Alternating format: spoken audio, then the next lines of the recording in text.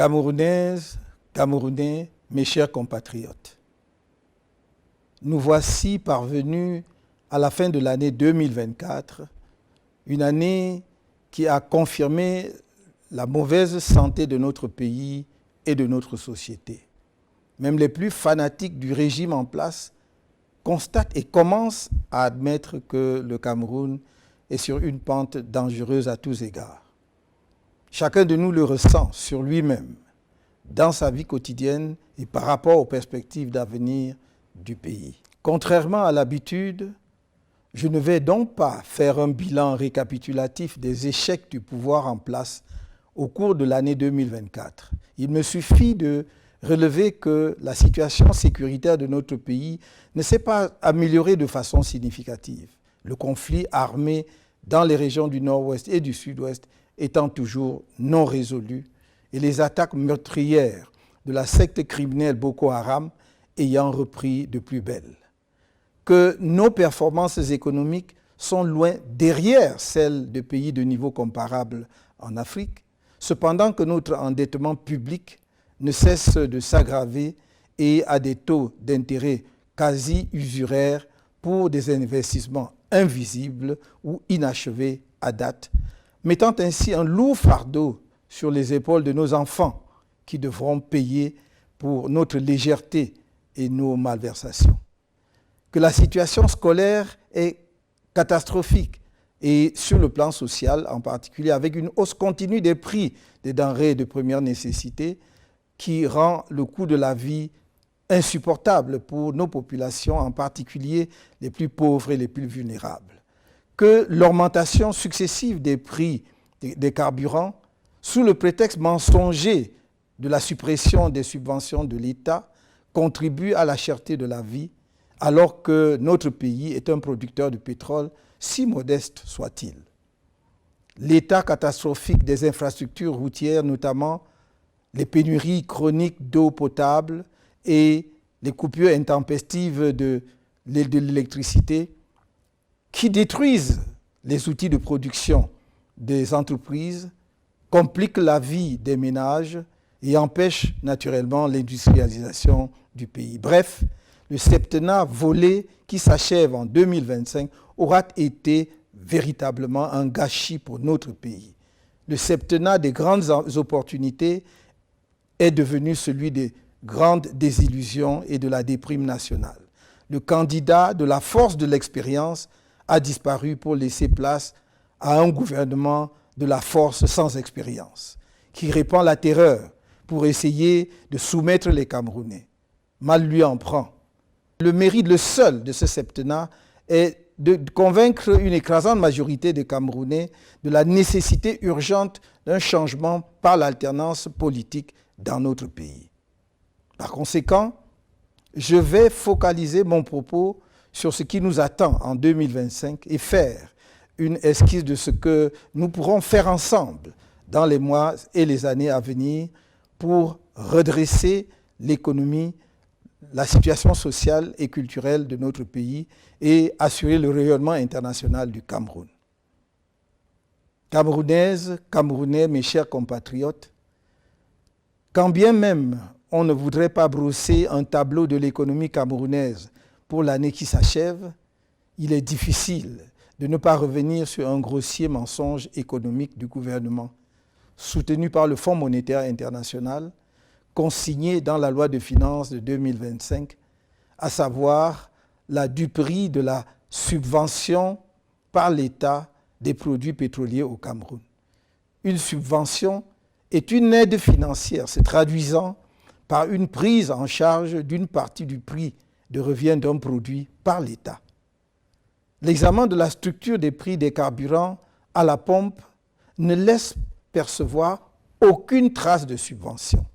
Le pouvoir en place et le FMI mentent donc de manière éhontée au peuple camerounais. Le rapport mensuel le plus récent de la Caisse de stabilisation des prix des hydrocarbures indique qu'en ce mois de décembre 2024, le prix de revient d'un litre de super au port de Douala est de 369 francs CFA. Le consommateur final l'obtient à la pompe à Douala et à Yaoundé au prix de 840 francs CFA, soit plus du double du prix de revient, sachant que ce prix à la pompe est encore plus cher dans toutes les autres localités du pays avec les frais de transport. Toute subvention de l'État aurait conduit à un prix inférieur à 369 francs CFA. Mais non seulement le consommateur final paie l'entièreté du prix de revient, il paie en plus un supplément de 471 francs CFA, représentant le transport jusqu'au point de livraison et divers prélèvements de l'État. Quelle est donc la partie du prix de ce produit supporté par l'État pour qu'on parle de subvention? Je souligne que même le prix de 369 francs au port de Douala est dû à la kyrielle d'intermédiaires et de spéculateurs dans l'acquisition des produits pétroliers au Cameroun, ainsi qu'à un circuit de distribution rallongé par une série d'autres intermédiaires. Or, la Société camerounaise des dépôts pétroliers aurait pu assurer à elle seule la récupération, le stockage et la distribution de ces produits. Cet allongement du circuit de distribution assure de solides subsides à certains responsables de l'État qui l'organisent et dont on serait fondé à croire qu'ils les partagent avec le FMI, devenu caution d'une subvention imaginaire. Je rappelle que le Nigeria voisin, qui a supprimé les subventions sur les carburants, se retrouve en décembre 2024 avec un prix à la pompe de 0,751 $ des États-Unis, soit environ 470 francs CFA le litre, suite à une hausse des prix de 15% sur son marché. La Libye, qui subventionne les produits pétroliers, pratique un prix de 0,031 $ des États-Unis, soit 19,36 francs CFA le litre de super sur la même période. On comprend dès lors que toutes les demandes du MRC pour un échange devant permettre d'expliquer la subvention dont parle le gouvernement du Cameroun et le FMI soient restées lettres mortes. Nous nous engageons à ramener le prix du litre de super autour de 480 francs CFA à prix constant sur le marché international dès que nous serons en capacité de gérer les affaires du pays. Le surplus prélevé sur le prix de revient par litre permettra de réaliser dans les plus brefs délais une raffinerie de dernière génération dont la mise en marche permettra de baisser davantage les prix pour les situer dans la moyenne des prix de production des pays transformateurs de pétrole. La mauvaise gestion des finances publiques et des ressources du pays a conduit à une fuite dans un endettement que certains prétendus analystes qualifient de modéré, voire faible, alors qu'il s'agit d'une dette essentiellement toxique, car notre pays est rendu à un point où il doit recourir à de nouveaux emprunts pour régler les anciens. Cela est très frappant lorsque l'on considère la zone franc dans son ensemble. Le Cameroun y apparaît comme le pays le plus endetté auprès de la Chine et de la France, devant des pays qui, a priori, se classent devant lui en matière de dette sur la scène continentale. Nous ne pouvons ralentir le rythme de notre endettement qu'en nous mettant résolument au travail et en imposant aux structures publiques un niveau de dépenses à la mesure des moyens du pays. C'est pourquoi nous nous engageons notamment à réduire drastiquement le train de vie de l'État, à accroître substantiellement la production dans tous les secteurs de l'activité économique nationale et à accélérer l'industrialisation du pays afin de devenir une économie fortement exportatrice et de redresser la balance commerciale, à instaurer la bonne gouvernance en étant intraitable sur la corruption et les détournements des fonds publics, à l'amélioration significative du pouvoir d'achat afin de booster la consommation et stimuler en même temps la production locale, source de croissance économique. À mobiliser effectivement les recettes de l'exploitation des nombreuses ressources naturelles de notre pays au profit du développement national.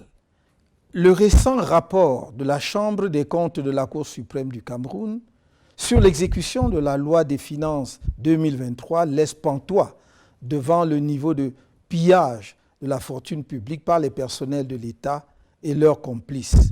Quand on y découvre, par exemple, qu'en un an, l'État aurait prélevé les ridicules sommes de 8 000 francs CFA sur le conditionnement du bois et de 18 430 francs CFA sur les jeux de hasard. Ceci n'est qu'une indication de quelques actions économiques urgentes que nous nous engageons à mettre en œuvre pour amorcer la réforme en profondeur et la modernisation du Cameroun. Notre programme de gouvernement en vue de l'élection présidentielle de 2025 sera rendu public en son temps. Dans un tout autre domaine, je voudrais qu'ensemble, avec toutes nos gloires du monde sportif, nous assurions le rayonnement international de notre pays dans les domaines des sports de haut niveau, en particulier dans ceux où le Cameroun dispose d'atouts importants. Je me limiterai ici à notre sport roi, le football. Notre objectif majeur à moyen terme est la co-organisation avec 3 pays frères, la Côte d'Ivoire, le Nigeria et le Ghana, de la Coupe du monde de football en 2038.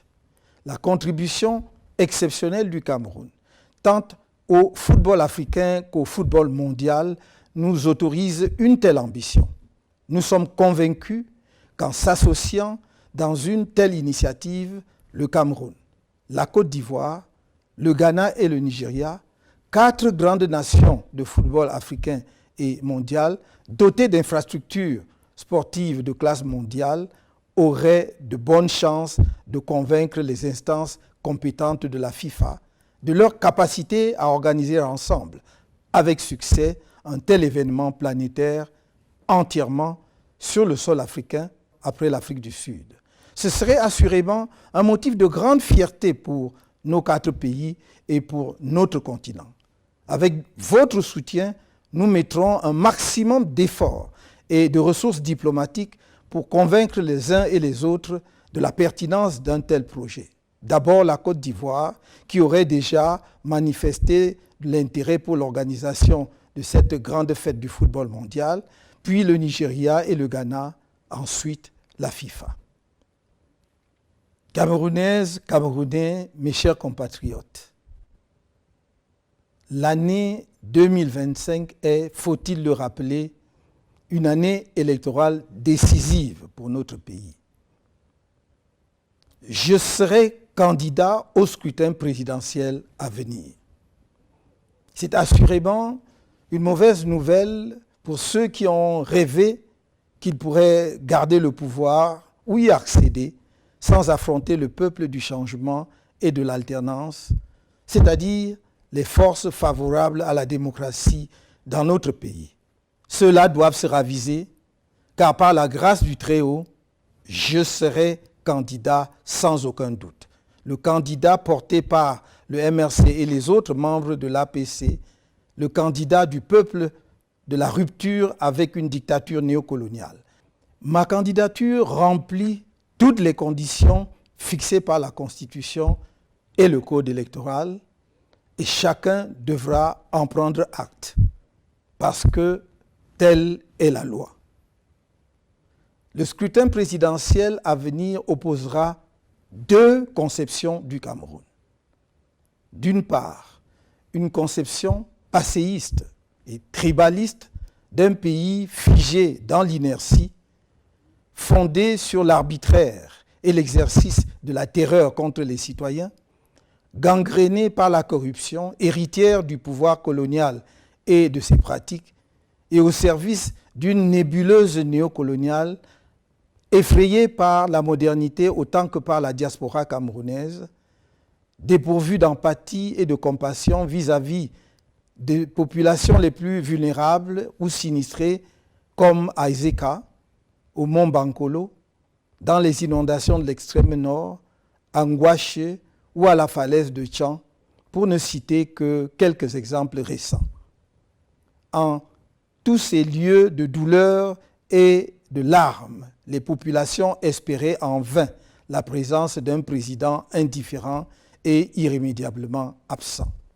D'autre part, une conception d'un Cameroun moderne, humaniste, compassionnel et solidaire, à l'écoute du pays profond, y compris de sa diaspora et de ceux qui en sont venus à une révolte violente, profondément attachée à l'état de droit et à la justice, ouverte à l'indispensable réforme de l'État pour mieux répondre aux aspirations de toutes les composantes de la nation et portée par l'attention à la nécessité de s'enraciner dans nos cultures, de maîtriser les savoirs scientifiques et technologiques, de réaliser un progrès collectif partagé et attaché à la défense de la souveraineté de notre pays et de notre intérêt national, à la construction d'une Afrique unie, digne, respectée parce que puissante et maîtresse de son destin. Telles sont les deux visions d'avenir de notre pays qui sont devant vous et qui doivent éclairer votre choix en 2025. Tous les efforts doivent être faits afin que nous atteignions notre objectif ultime à l'issue de ce scrutin, à savoir la victoire. Dans cette perspective, un budget a été approuvé lors du Conseil national du MRC tenu le 26 octobre dernier à Yaoundé. Il sera complété éventuellement par les prévisions des autres membres de l'Alliance politique pour le changement. L'élection présidentielle de 2025 n'est pas juste un scrutin comme ceux qui l'ont précédé. C'est une élection cruciale dans la vie et l'histoire de notre pays qui permettra de le relancer ou de le laisser poursuivre sa dérive dans les décennies à venir. C'est pourquoi j'en appelle à notre sursaut collectif face au candidat du pouvoir, qui qu'il soit, car le candidat du RDPC bénéficiera, comme d'habitude, des financements illimités de l'État, des grandes entreprises, des femmes et hommes d'affaires les plus riches du pays, voire du discret soutien de certains pays étrangers. La contribution de chacun au financement de notre participation digne et efficiente au scrutin à venir est donc indispensable. Nous lancerons la campagne de collecte des contributions au cours du mois de janvier. En prévision de cette opération vitale et dans un souci de transparence, nous avons écrit au ministre des Finances et au ministre de l'Administration territoriale, ainsi qu'au délégué général à la Sûreté nationale depuis le 5 novembre 2024. Non seulement pour les en informer, mais aussi pour leur demander expressément de nous accompagner dans cette opération afin d'éviter toute spéculation inutile ou malveillante sur les résultats de la collecte et son utilisation. Une bonne élection, c'est d'abord une élection crédible, qui n'est possible que si les organismes en charge de l'organisation de ces élections et de l'arbitrer sont eux-mêmes crédibles. Et l'ECAM a un rôle essentiel à jouer pour garantir des élections transparentes, justes et libres et apaisées dans notre pays. L'expérience tirée de notre participation au double scrutin législatif et municipal de 2013 et plus encore de l'élection présidentielle du 7 octobre 2018 montre un arbitre de jeu électoral plutôt partisan. Une illustration récente est l'attitude de l'ECAM pendant l'année 2024, alors que les Camerounais se mobilisaient comme jamais auparavant pour les inscriptions sur les listes électorales et qu'on se serait attendu à ce que l'ECAM les y encourage avec enthousiasme. On a tous été témoins des manœuvres d'obstruction engagées en particulier par la Direction générale de l'ECAM. Cette tare qui inspire à la population le sentiment que tout est joué d'avance doit être corrigé impérativement avant le prochain scrutin présidentiel. C'est l'occasion de rappeler une fois de plus que l'article 80 du Code électoral dispose, je cite, qu'à l'issue des opérations de révision et au vu des documents et données communiquées par les démembrements régionaux d'Elections Cameroun, le directeur général des élections établit et rend publique la liste électorale nationale au plus tard le 30 décembre. Fin de citation. Nous sommes aujourd'hui le 31 décembre 2024. Dans quelques heures, nous serons en 2025 et la liste électorale nationale n'est toujours pas rendue publique. Le MRC ne laissera pas une telle forfaiture sans suite légale appropriée et ne fera aucune concession sur quelque violation que ce soit du Code électoral. C'est dans cet esprit que nous avons saisi les tribunaux pour constater et sanctionner les violations de la loi portant organisation et fonctionnement du Conseil constitutionnel par certains de ses membres, dont son président. En ce qui concerne le comportement de l'ECAM et de certains acteurs techniques du processus électoral, je constate que l'ECAM a toujours du mal à appréhender son rôle d'origine, c'est-à-dire d'organe neutre, garant d'élections libres, transparentes et apaisées au Cameroun. Et l'ECAM doit se souvenir de l'histoire électorale dans notre pays et surtout pourquoi et comment on en est venu à sa création. Si les membres de cet organisme pensent seulement au décret de leur nomination et oublient leur indépendance, leur responsabilité et leur devoir impérieux vis-à-vis de la nation, ils feront courir à notre pays de graves périls engendrés par des crises électorales inutiles. S'agissant des partenaires techniques de l'ECAM, l'Allemagne qui a souffert gravement dans son histoire des dérives totalitaires d'un régime politique et qui surmonta admirablement cette épreuve, est bien placée pour comprendre la frustration du peuple camerounais face au comportement inacceptable de certaines sociétés allemandes qui accompagnent l'organe électoral camerounais.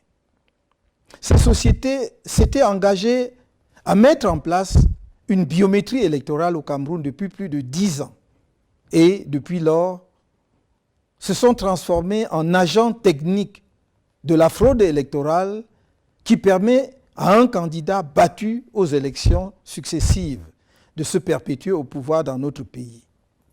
Cette situation inadmissible ne saurait continuer sans aucune conséquence légale. C'est l'occasion pour moi d'interpeller tous les partenaires du Cameroun et notamment ceux qui assistent financièrement à l'ECAM. Est-il cohérent de financer un programme avec des objectifs affichés de promotion de la démocratie et d'assister sans rien dire aux pratiques antidémocratiques avérées et récurrentes de l'ECAM? Mes chers compatriotes, je sais que mieux que les autres Camerounais, vous, responsables et éléments des forces de défense et de sécurité, et vous, autorités administratives à tous les niveaux, savez que notre pays entre dans une zone extrêmement sensible et volatile. La seule manière d'éviter une inflammation de notre pays, redoutée par tant d'observateurs, c'est de laisser les Camerounais s'exprimer librement dans les urnes et de respecter scrupuleusement leur choix. Vous devez vous assurer, chacun de vos corps en ce qui le concerne, que l'élection présidentielle aura lieu dans la transparence totale et dans la paix. Ce sera votre honneur, celui de l'ECAM et du Conseil constitutionnel et par conséquent de notre pays, que pour une première fois dans notre histoire, le prochain président de la République soit le véritable vainqueur dans les urnes et reçoive les félicitations de ses adversaires. Dans cette perspective, votre mission cardinale en cette année électorale si particulière devra être de protéger la loi et non pas un homme ou une femme, un clan ou un parti politique. Votre responsabilité est particulièrement grande. Elle le sera encore plus après la proclamation des résultats du scrutin. Nul ne doit se sentir menacé par le changement à travers l'alternance démocratique que les populations de nos 10 régions, celles des villes comme celles des villages, appellent de leur vœu. Nul ne doit en avoir peur, car nous aurions là une occasion exceptionnelle de réconcilier et de rassembler, de penser les mémoires plurielles blessées et de remettre notre pays sur les rails. Que chacun, à sa place, joue pleinement son rôle tel que défini par la loi et notre peuple donnera, comme d'autres peuples avant lui, une belle leçon de courage et de maturité politique et démocratique. Camerounaises, Camerounais, mes chers compatriotes, l'élection présidentielle, c'est la rencontre d'un candidat, femme ou homme, avec le peuple. Je suis certes candidat du MRC et de l'Alliance politique pour le changement à l'élection présidentielle à venir. Mais c'est vous, Camerounaises et Camerounais, électeurs de toutes les régions du pays, qui déciderez de qui sera votre prochain président de la République. Depuis mon entrée en politique, avec le lancement du MRC en 2012, vous avez été témoin des multiples campagnes de diabolisation contre ma personne, orchestrées tant ici même au Cameroun que dans les médias internationaux par le pouvoir en place. Malgré ces campagnes montées sur de grossiers mensonges, avec en toile de fond un tribalisme nauséabond, indigne d'un peuple camerounais par ailleurs admiré et respecté, personne, même pas le pouvoir qui détient tous les leviers pour enquêter sur les citoyens, ne vous a jamais produit la moindre preuve des multiples accusations portées contre moi. Je suis dans la vie publique depuis plusieurs années. La plupart d'entre vous me connaissent un temps soit peu. Chacun de vous a eu le temps de m'observer et de pouvoir se faire une opinion factuelle de mon attachement sincère aux Camerounais de toutes les origines et de toutes les religions, ainsi que de mon engagement patriotique indéfectible pour notre cher pays. Jugez chaque personnalité publique par vous-même, sur la base de ses actes et non pas sur ce qu'on vous fait croire qu'elle est. C'est la seule façon d'échapper à la manipulation, la propagande, le mensonge et d'éviter les regrets après coup qui arrivent toujours trop tard. Dans cet esprit, je lance une fois de plus, comme je n'ai cessé de le faire solennellement, au moins depuis la convention du MRC de 2017, un appel en direction de mes compatriotes du RDPC, habités par le désir du changement et de sauvetage de notre pays. Je leur redis que mes bras leur restent largement ouverts. Ma conviction profonde est qu'on ne peut pas nourrir l'ambition de construire un pays en excluant du chantier national certaines de ses filles et de ses fils pour leurs choix politiques passés. Je sais qu'il y a dans les rangs du RDPC des femmes et des hommes de qualité qui, malheureusement, n'ont jamais pu exprimer la plénitude de leur talent. J'aurais besoin d'eux pour sortir notre pays de la misère structurelle où il a été plongé, du fait des mauvais choix politiques faits au sommet de l'État depuis 42 ans. J'ai besoin de toutes les énergies pour remettre le Cameroun au travail, dans l'ordre et la discipline, afin de réaliser le progrès partagé de toutes les populations et son rayonnement international.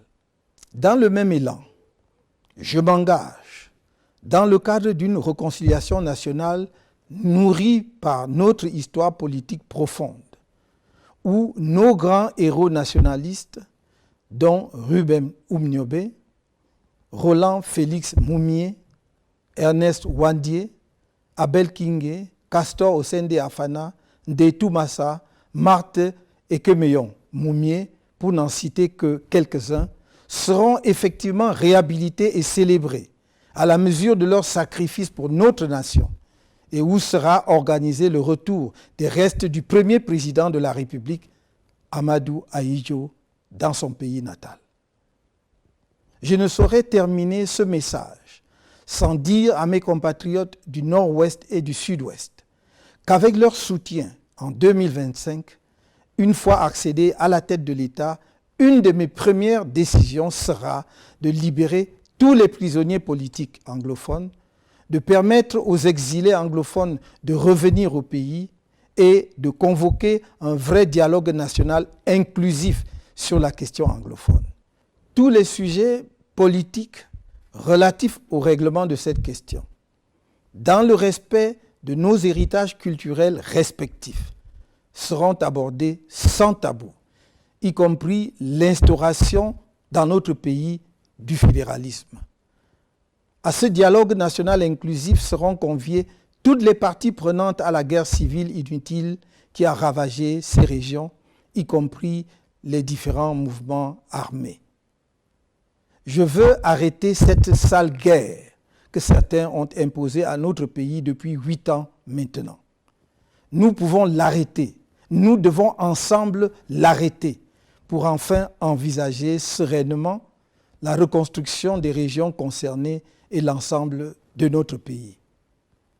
De même, je puis assurer mes compatriotes des régions de l'extrême nord, du nord et de la Damoa, qui ont tant donné au pouvoir en place, mais qui sont abandonnés sans état d'âme, à une misère choquante et à la merci de l'insécurité, de notre engagement à prendre toutes les mesures nécessaires pour le relèvement économique et social des 3 régions concernées et à mettre à la disposition de l'armée camerounaise tous les moyens conséquents pour sécuriser nos frontières orientales afin d'endiguer les attaques terroristes de la secte Boko Haram qui perturbent leur quotidien depuis plus de 10 ans.